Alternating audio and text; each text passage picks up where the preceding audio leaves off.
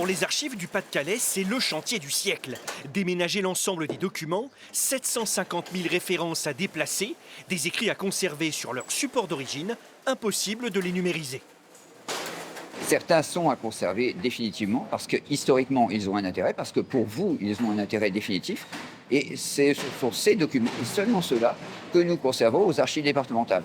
Notre rôle est essentiellement tourné sur les archives publiques, mais nous conservons aussi un certain nombre d'archives privées.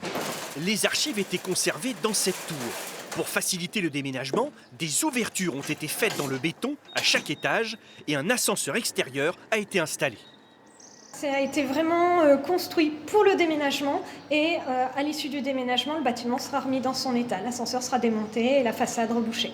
S'il a démarré en septembre, ce déménagement a été préparé pendant 5 ans.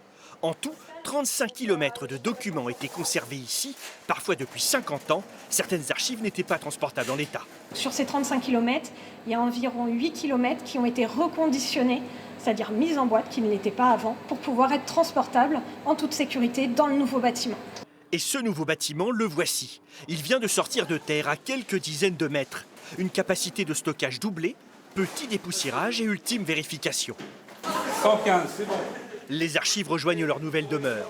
Des rayons qui commencent à se garnir et font voyager dans le temps. Le plus vieux document date de 1067. Ces pièces remarquables peuvent être découvertes dans la salle de lecture.